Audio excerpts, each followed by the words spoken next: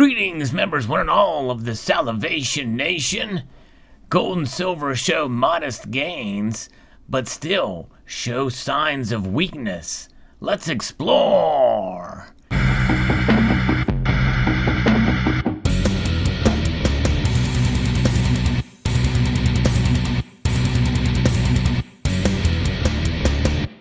Indeed, the markets have made moves, though tepid, slight upward movement for gold and silver.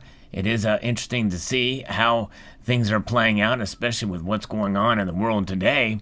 But we may see a little bit of bearish prices for gold and silver before we see any massive upticks. But we'll see how things play out. There's a lot to consider and take into account with regards to price movement for these metals. We're referencing two articles here from Kitco. The first one talks about some price gains for gold and silver on short covering, kind of value buying. And this is really interesting to see how this is playing out by trading on Monday, some short covering by the shorter term futures traders and some perceived value buying by traders in the cash market.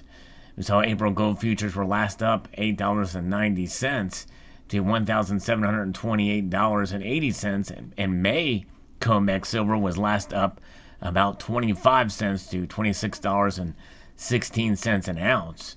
As of the recording of this video, gold is at $1,730.50 and silver is at $26.22.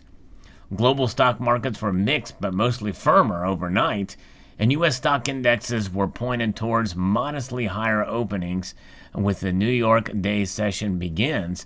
Investors and traders to start the trading week are more focused on better economic growth prospects and the pandemic being tamped down by rising vaccination levels, and less focused on rising government bond yields that have at times recently produced speed bumps for the stock market bulls.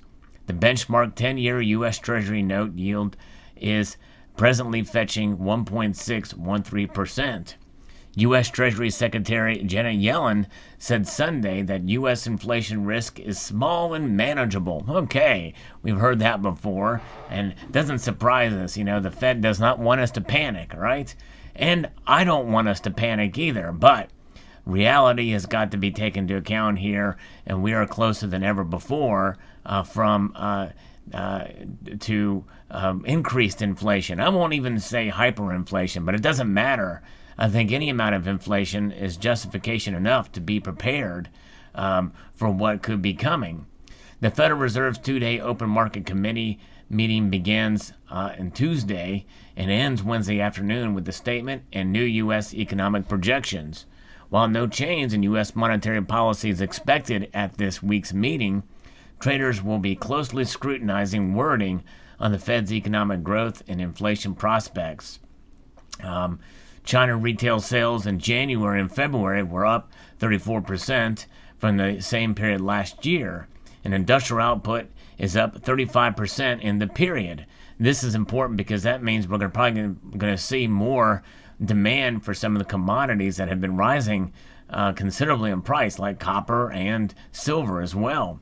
And that could bode well for any price movement in the coming months for the upside. The data from the Chinese National Bureau of Statistics underscores notions the world's second largest economy is roaring full speed ahead. Although, can we believe them either? That's another element of this is can we trust their data? The key outside markets see NYMEX crude oil futures firmer and trading around $65.88 a barrel. Meantime, the U.S. dollar index is a bit higher earlier today. U.S. economic data due for release Monday is light and includes Empire State Manufacturing Survey and Treasury International Capital data. And so the pace for U.S. data really picks up Tuesday, including the FOMC meeting. So see how this plays out. Now, there's another article here that talks about some signs of weakness, and really it's kind of more in relation to trading. Gold and silver are both slightly higher overnight, but continue to show signs of weakness. With each rally attempt, gold and silver show a lot of room on the downside. Our first resistance in gold was 1,750 for April futures, but it appears 1730 is the level to watch. We're right there right now. Silver has solid resistance at $26. It is now again at $26.22. Those are the May futures. The trends remain lower in gold, silver, and platinum.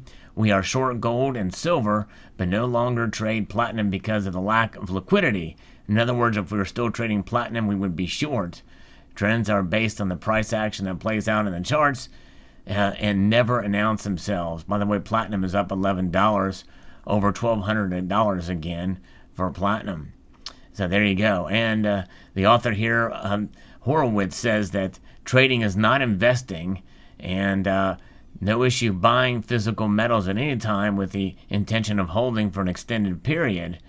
But he will continue to accumulate physical metals while trading on either side of the market is based on the algorithm. Never confuse trading and investing. They have no relationship whatsoever. Well, I don't even consider holding gold or silver as investing at all. I look at holding gold and silver as hedging, as a savings account against economic instability. Think of it as insurance, as an insurance policy against the potential worst-case scenario that could come. And we don't know. And a lot of times, those worst-case scenarios will sneak up behind us. There's a lot of data and information out there that are setting alarm bells and red flags. And those types of things we have to take into account.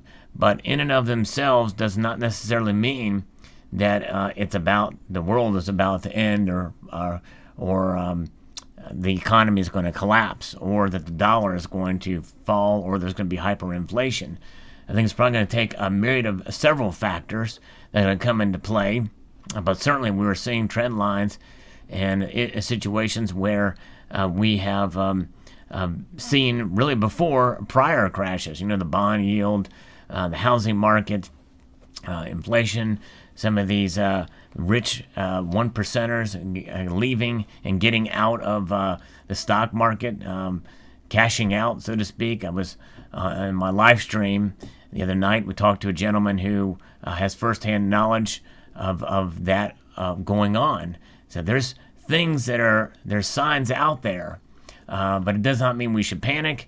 It means that we should be, I believe, that we should be accumulating precious metals as we can afford to do so. With every ounce you do acquire, you are positioning yourself for an area of protection, I feel, as an insurance policy. So that's kind of the message here. We'll see how this all plays out. It is fascinating, and we'll see where tomorrow brings us in the next few months. You know, when these prices dip like this, it does provide an opportunity to buy, but it also can discourage some folks who have been thinking, well, hey, we were expecting prices to be up by now, especially with what's going on with the silver squeeze and the like. But we've got to be patient, and that's part of what has been going on. That's the message that I think is profound and should be carried through. And that's about patience a lot. You've heard me talk about that on this channel. That's been in existence for 8 years now. And but we steadfast, we hold strong, and we just take one day at a time, so to speak, in these cases like this. So there you have it. So we'll see how this all plays out, but that's kind of your news for today. And what will happen tomorrow, who knows? It could go either way. But nonetheless, I believe it is certainly incumbent upon us to continue to hold fast and be strong in these times of uncertainty in the markets and with our economic situation. So there you have it. Let me know your thoughts in the comments section below. Are there any particular pieces you're interested in buying? Are you in a mode where you think you can sell or trade up, trade one metal for another? Let me know. I'd like to extend a multitude of gratitude to you all for taking the time to watch, and encourage you to please rate, share, and hit that little notification bell so that you can be apprised of the latest video that may come your way on this channel, and subscribe.